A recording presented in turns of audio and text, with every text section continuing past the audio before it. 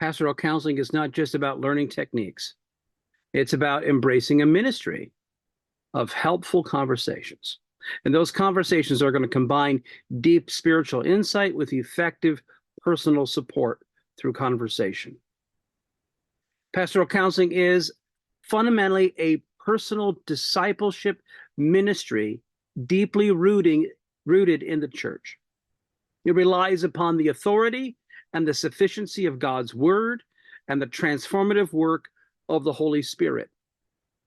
This ministry is more than just practice. It is committed engagement of God's people and others, seeking to bridge the chasm of human separation from God, as identified by Larry Crabb in his book. It also reorientates distorted desires and behaviors towards a God-designed anthropology, focusing on fulfilling our deepest needs for personal worth, significance, and security through the relationship that we form with Jesus Christ. How do you take a person into all of that? How do you help them take all of that and apply it to the rest of their life? How do you help them see the issues in life that they're having as being a result primarily of a less than robust relationship with God and understanding of humanity, themselves, and the world around them? You're going to do that through helping conversations. You're going to do that through pastoral counseling. By speaking the truth in love, you'll apply scripture to each moment's needs. Pastoral counseling strives to restore this true worship and right fellowship, ensuring that its approach is deeply biblical. You want to screen out sometimes secular psychology that might be incompatible with Christian discipleship and biblical principles. I use psychology all the time, but I'm looking for the psychology that integrates with biblical theology. So some stuff that is totally not related, you might filter that out. So this approach is distinct from secular methods of psychology. It's not about self-improvement, but about following Jesus in a way that leads to genuine spiritual growth and transformation. And guess what? As that occurs, depression goes down, anxiety goes down, a lot of issues in life change. So we're going to do that in pastoral counseling.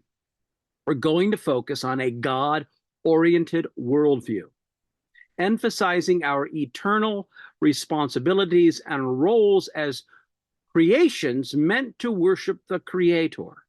Now, you're here at HBCU, and it happens to have a Christian background and heritage. In fact, it's actually supported by the National Baptist Church. Additionally, you're in a Christian ministries program. So when I begin to talk about a God-oriented worldview, I believe that you know exactly what I'm talking about. So in biblical pastoral counseling, the church serves as a critical context for growth, accountability, and care, upholding its sacred role as the stewards of souls. And if you are one who's going to engage in pastoral counseling, then you're the one engaging in that care of souls. How do you do that?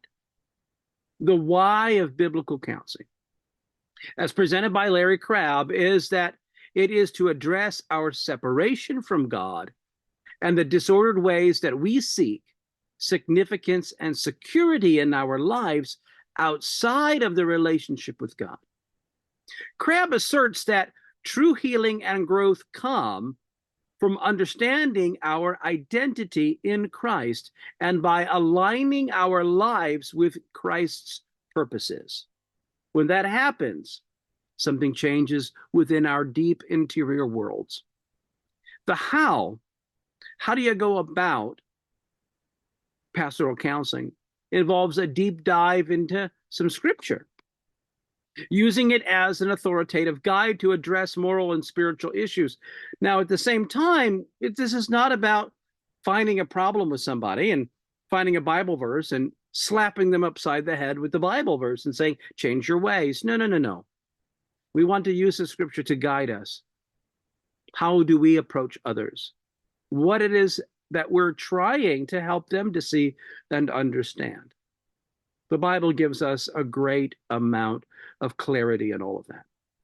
Counselors are to help individuals recognize something, to recognize how they are putting their self-protective patterns and their relational pain often in front of their relationship with God. And we want to help them recognize what those are. We want to help them understand how God himself and the truth and wisdom that he gives and how a personal connection with him can help to dispel those protective patterns and relieve that emotional and relational pain, and how it all can lead to genuine repentance and deep internal transformation. Larry Crabb's book is all about that. Now, let me tell you a little about Elyse Fitzpatrick and her writing. She presents us with a counseling model that is deeply rooted in Scripture also, and powered by Jesus Christ and the Holy Spirit. She emphasizes the sufficiency and power of the Scriptures to change lives, demonstrating through careful exegesis of biblical passages and theology and case studies how consistently biblical, gospel-centered counseling can provide genuine healing and hope. That's what she's on about. Now, she advocates for a radical, eminently practical approach that utilizes or seeks to put into action the power of the Christian gospel in counseling. The gospel is God's good news. And that's very different than taking a Bible verse and slapping somebody upside the head. We're all about grace and Christ and good news. We are urging counselors to apply love and grace, that which Christ gives, at every stage, helping people to understand and to live out of the liberating truth that comes from a robust understanding of the gospel and its application to everyday life. Now, Elyse Fitzpatrick, her approach is a triumph of maturing biblical counseling movement. I'm not one who is really big on the biblical counseling movement, because too often in the past, the biblical counseling movement has been find a Bible verse and slap someone upside the head with it. I don't like that. But Elyse Fitzpatrick, her view is Christ-centered, is gospel-centered, is love-centered. It's doing something very different. So remember, her focus is on the liberating truth of the gospel and its power to help another human being grow. It is all about imparting hope. And in some places, they're going to argue against Larry Crabb and Elyse Fitzpatrick. In some places, they're going to argue against some modern psychotherapies, some drug strategies. Now, I often have my counselees who are facing significant anxiety or depression or ADHD or that kind of stuff to actually utilize psychopharmacology, tongue twister, psychopharmacological, strategies. So that there's always a place for that. But if you go there first without dealing with any root issues underneath, then you're getting a half answer. So you're going to find at times that Larry Crabb and Elyse Fitzpatrick kind of push away from just looking at drugs or push away from looking at modern secular psychotherapies. I'm going to try to bridge the gap sometimes between all of that. But you're going to find, and this is very helpful for this class, that Crabb and Fitzpatrick are going to affirm again and again the sufficiency of the scriptures and of the gospel to bring about real change and transformation in a person's life. So we want to really major on that, and I'll touch on other things along the way. To deepen your understanding and to ensure your engagement with the profound text, you're going to be completing every time you have a reading assignment a 7-question quiz.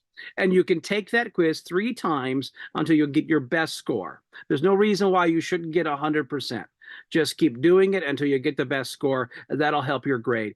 The same 7-question quiz, same format, will apply to the lectures. Every time you have a lecture like this, there'll be a 7-question quiz to help you review and to let me know that you actually went through the lecture. Okay. Now, these quizzes are not the bulk of your grade.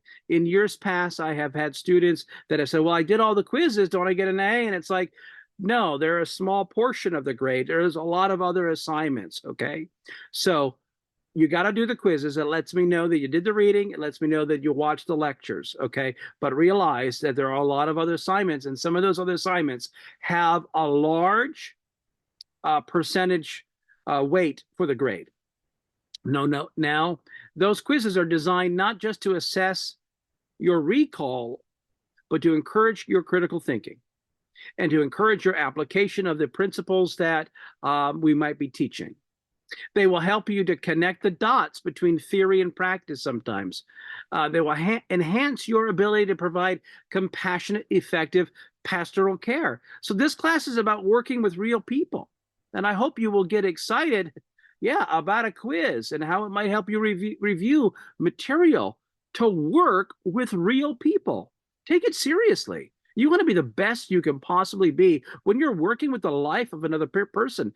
That is a really serious thing to be doing. You want to take it seriously. It's a great privilege and honor to be able to speak into another human being's life in a way that might greatly help them. So we want to be the best we can possibly be for the people that we have those type of helping conversations with. So, yeah. Now, as you delve into the books and tackle the quizzes, remember that it's all about more than passing the course. It's all about equipping yourself to be a more effective, compassionate, gospel-centered pastoral counselor. And your journey through the assignments is a critical step in preparing you to make a difference in the lives of all of the people you will serve and who you get to give therapeutic love to. Now, I'm also going to have you participate in a discussion forum every single week, and that's also crucial. You're going to respond to a question that I pose, and then you're going to respond to always two of your classmates, okay? When you respond to me, I need a minimum of a 50-word response. When you respond to your classmates,